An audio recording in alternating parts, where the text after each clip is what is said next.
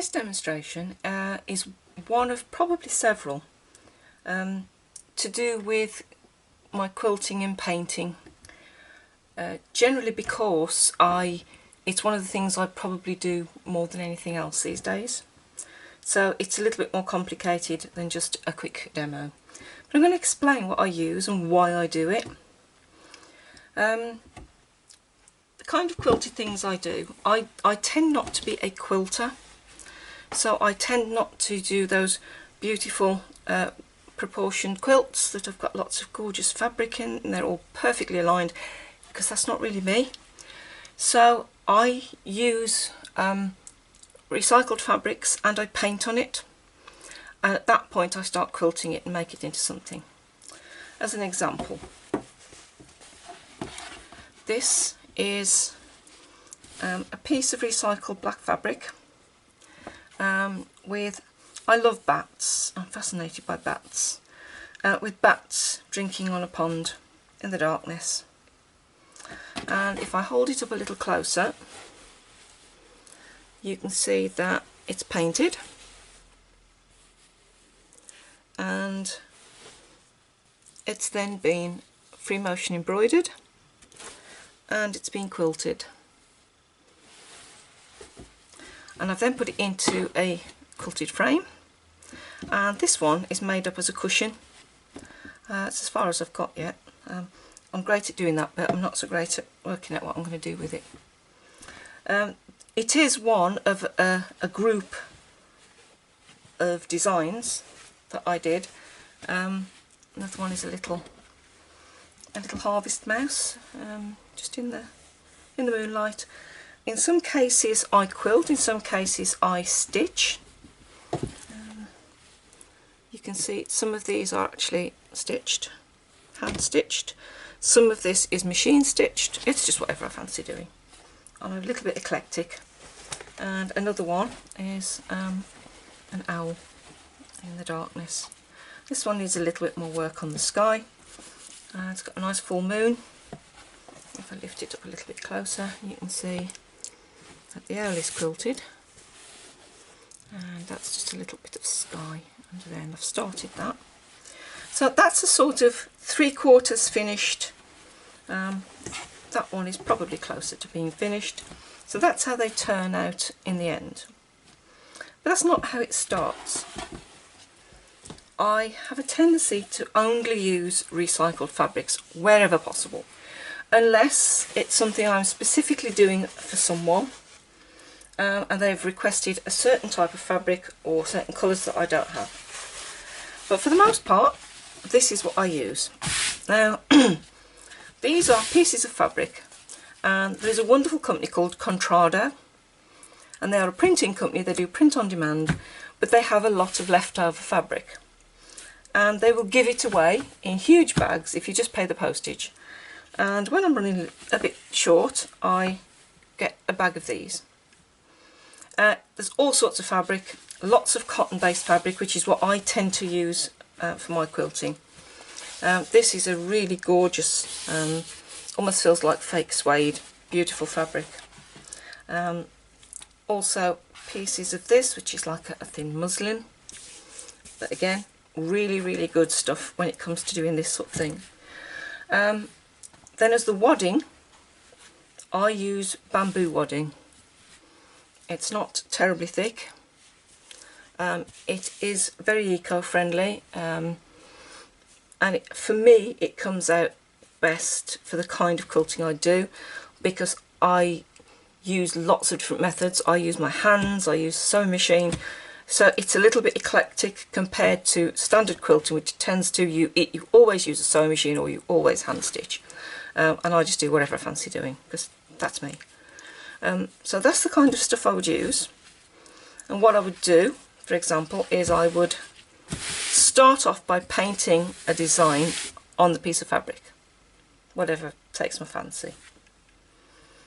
Then I would put the wadding underneath, a layer of wadding and a layer of fabric at the back of it,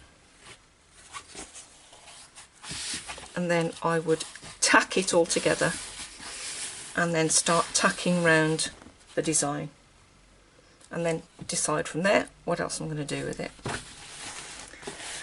Another example, and this is another example of me using recycled fabrics.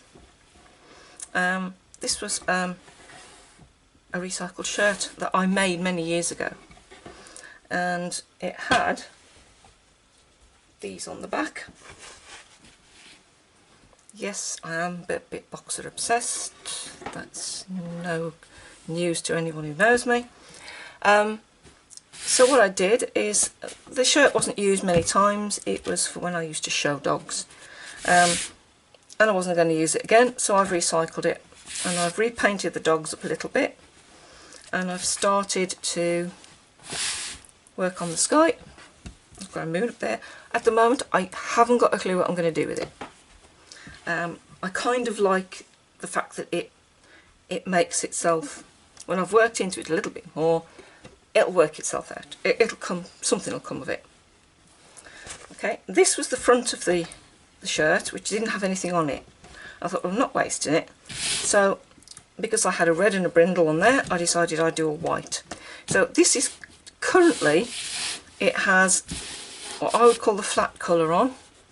So I've put the basic flat colour on, and I've worked out it's going to be a bit of sky, and that will be worked on a little bit more.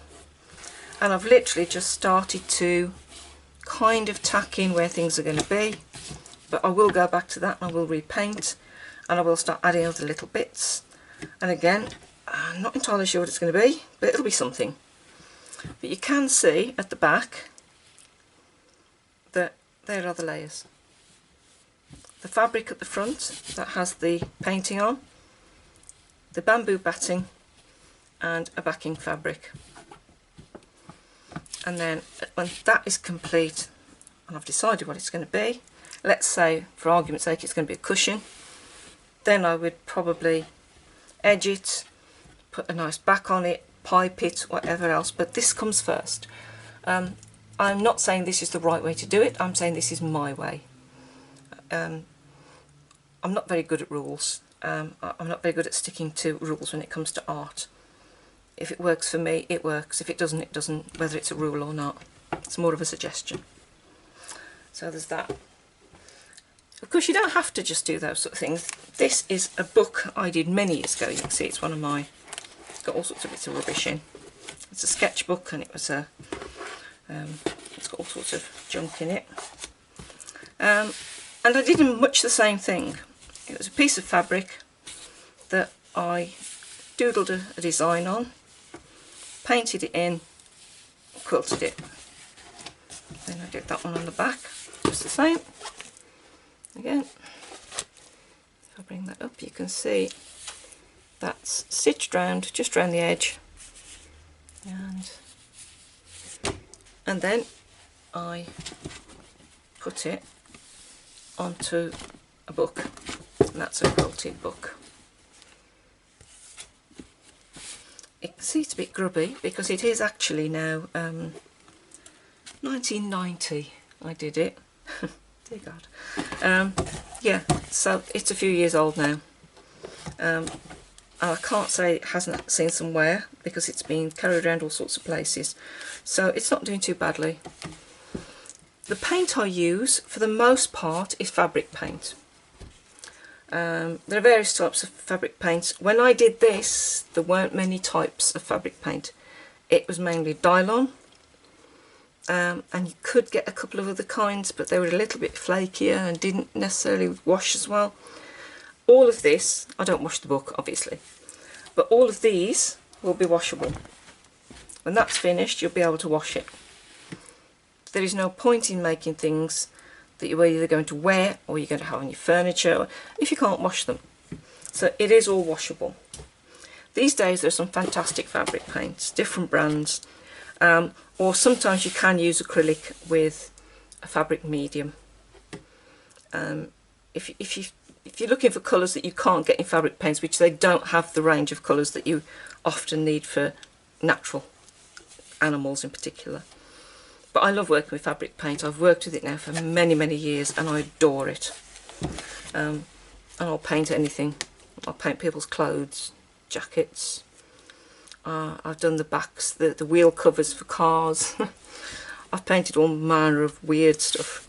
I love fabric painting, but I love fabric painting twinned with this quilting, so that you get a lovely slightly 3D effect. It's very difficult to show on camera, but you do get a lovely 3D effect to it. So that's my quilting. I'm not saying it's how you should quilt, and I'm sure there are quilters out there that are currently cringing, but it's my quilting. So I hope you've enjoyed some of this, and if you've got any questions, I will be going back to these sort of things a little bit later on when I do some of the free motion embroidery one, because they kind of cross over. But I hope you've enjoyed that.